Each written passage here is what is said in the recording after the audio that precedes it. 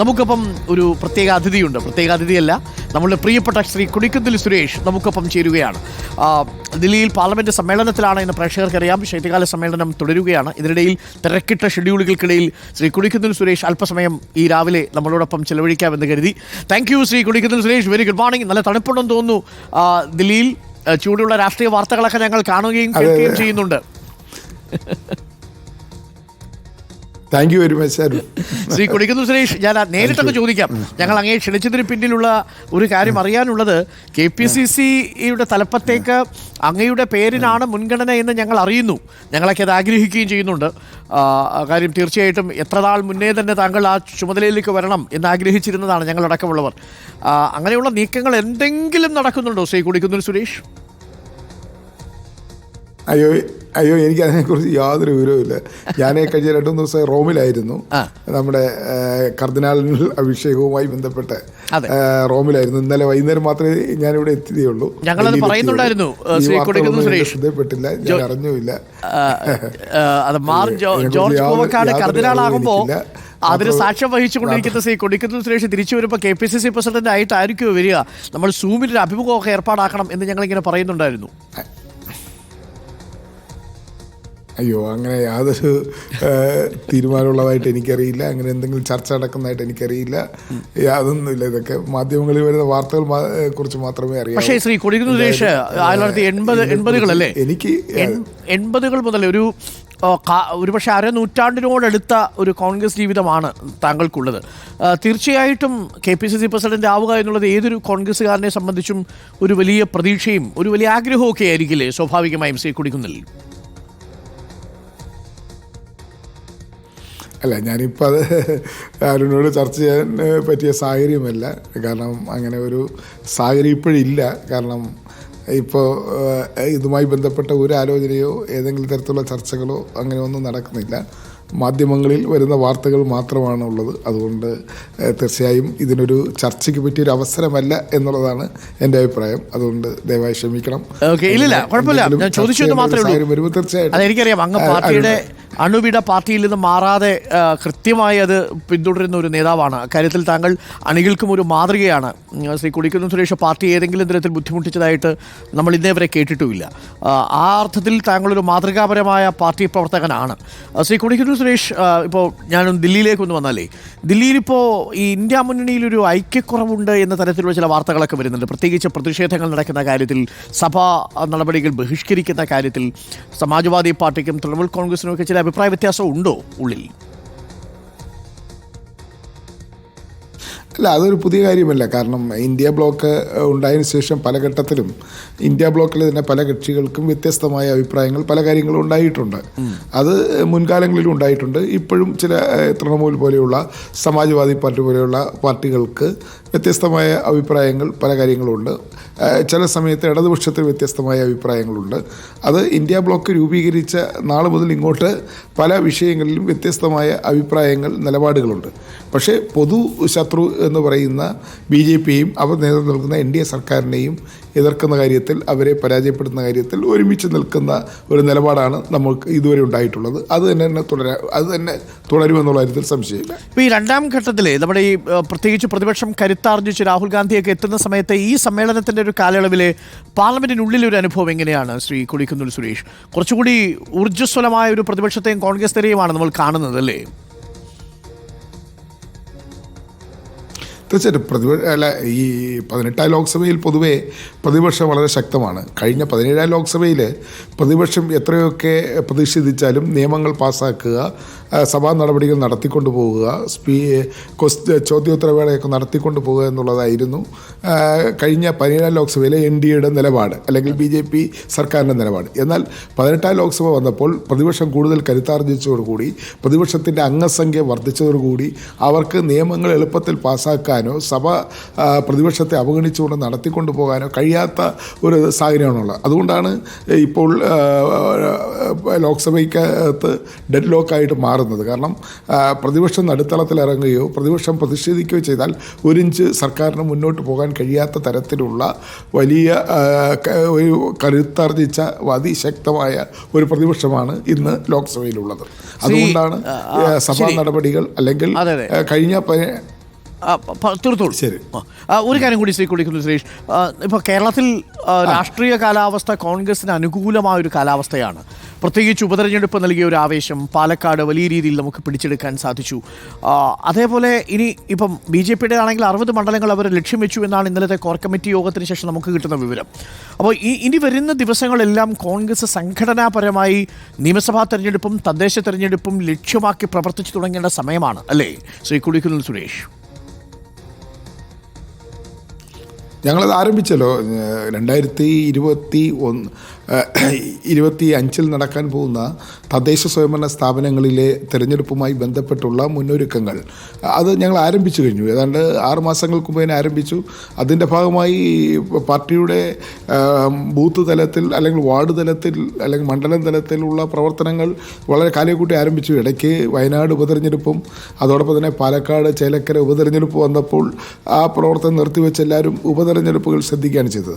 വീണ്ടും ആ പ്രക്രിയ അല്ലെങ്കിൽ തദ്ദേശ സ്വയംഭരണ സ്ഥാപനങ്ങളിലേക്കുള്ള തെരഞ്ഞെടുപ്പിൻ്റെ പ്രക്രിയ, വാർഡ് വിഭജനവുമായി ബന്ധപ്പെട്ട് വന്ന ആക്ഷേപങ്ങൾ, അതെല്ലാം പരാതികൾ കൊടുത്തുകൊണ്ടിരിക്കുകയാണ്.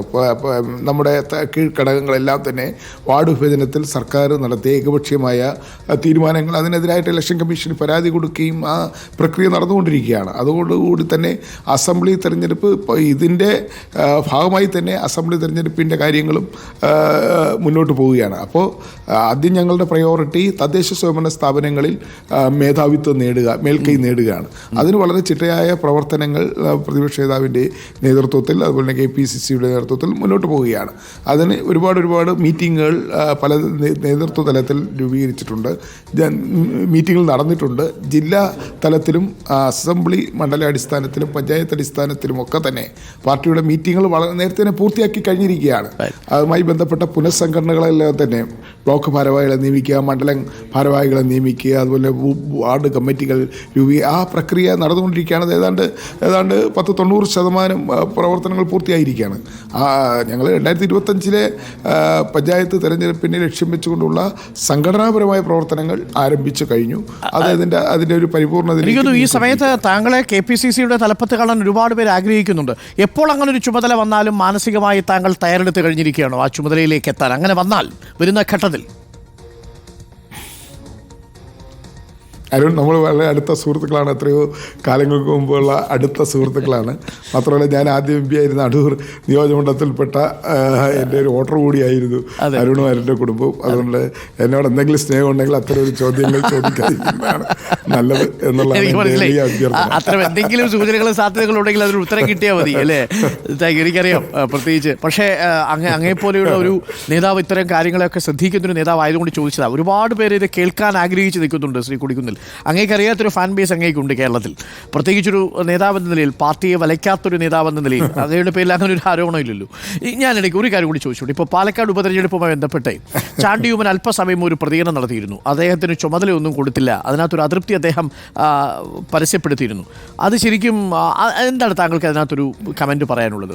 അദ്ദേഹം പറഞ്ഞത് എനിക്ക് ചുമതലയൊന്നും നൽകിയില്ല എന്നുള്ളതാണ്. ആ അതൃപ്തി അദ്ദേഹം പരസ്യമാക്കി ചാണ്ടി ഉമ്മൻ.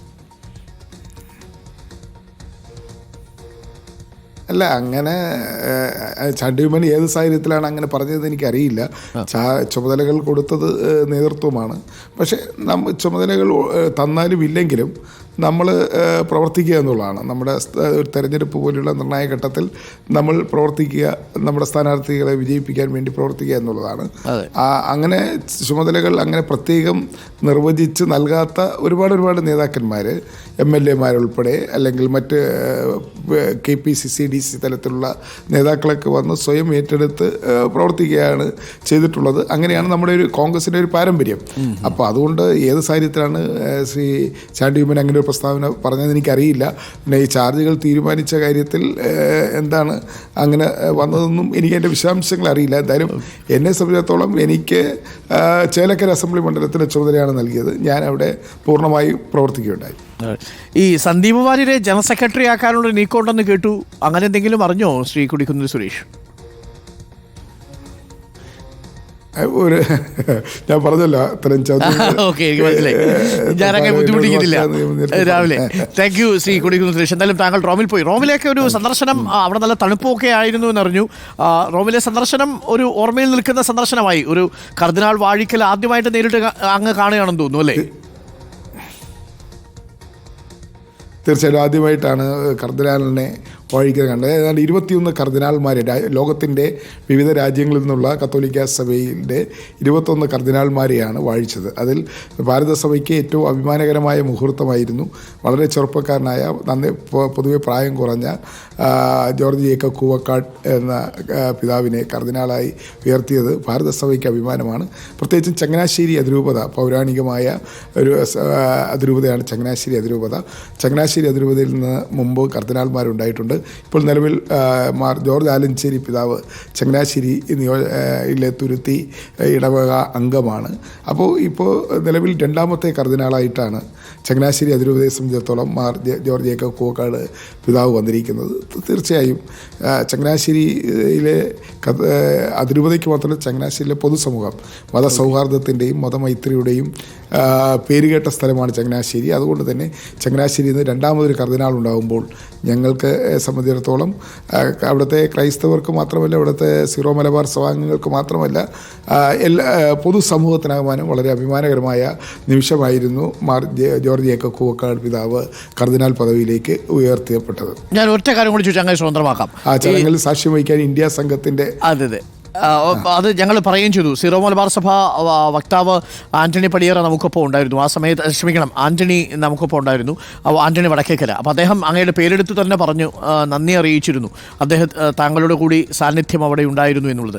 ഒരു കാര്യം കൂടി ശ്രീ കൊടിക്കുന്നിൽ സുരേഷ്, നമ്മുടെ മുനമ്പത്തെ വിഷയത്തിലെ ഇപ്പോൾ UDF-നുള്ളിൽ ലീഗ് ഒരു പക്ഷത്തും കോൺഗ്രസ് ഒരു പക്ഷത്തും എന്ന നിലയിലേക്ക് കാര്യങ്ങൾ ഇന്നലെ മാറിയിരുന്നു. പക്ഷേ വളരെ പെട്ടെന്ന് അതിനകത്തൊരു ഡാമേജ് കൺട്രോൾ എക്സസൈസ് ഒക്കെ നടത്തി.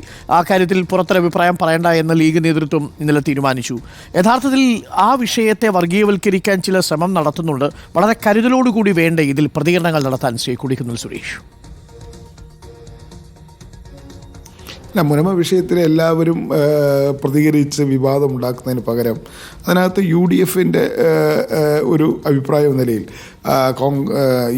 പ്രതിപക്ഷ നേതാവ്, അതുപോലെ തന്നെ ഇന്ത്യൻ യൂണിയൻ മുസ്ലിം ലീഗിൻ്റെ സംസ്ഥാന പ്രസിഡന്റ് ബഹുമാനായ പാണക്കാട് സാദിഖ് അലി ശിഹാബ് തങ്ങൾ, കുഞ്ഞാലിക്കുട്ടി സാഹിബ് ഉൾപ്പെടെയുള്ളവർ അതിനകത്ത് അഭിപ്രായം പറഞ്ഞിട്ടുണ്ട്. അങ്ങനെ ആ ഒരു അഭിപ്രായം മുനമ്പം വിഷയത്തിൽ UDF-ൻ്റെ അഭിപ്രായമായി അവർ പറഞ്ഞിട്ടുണ്ട്. അതിനപ്പുറത്തേക്ക് എല്ലാവരും അതിൽ പ്രതികരിക്കാൻ പോയാൽ, അഭിപ്രായം പറയാൻ പോയാൽ തീർച്ചയായും അത് വിവാദങ്ങൾക്ക് ഇടയാകും. അതുകൊണ്ട് ആ വിഷയത്തിൽ UDF എടുത്തിരിക്കുന്ന നിലപാടിനോടൊപ്പമാണ് ഞങ്ങളെല്ലാവരും. Okay, thank you Shri Kodikunnil Suresh. എനിക്കറിയാം അങ്ങേക്ക് 9:30 പാർലമെൻറ്റിലെ പരിപാടിയുണ്ട്. രാഹുൽ ഗാന്ധി വിളിച്ചു ചേർത്തിരിക്കുന്ന പരിപാടിയിൽ പങ്കെടുക്കേണ്ടതുണ്ട്. നമുക്ക് KPCC പ്രസിഡന്റായിട്ടൊന്ന് വിശദമായിട്ട് തന്നെ ഇരിക്കാം. 80 മുതൽ ഇങ്ങോട്ടുള്ള KSU രാഷ്ട്രീയം മുതൽ ഇങ്ങോട്ട്. Thank you Shri Kodikunnil Suresh. All the best.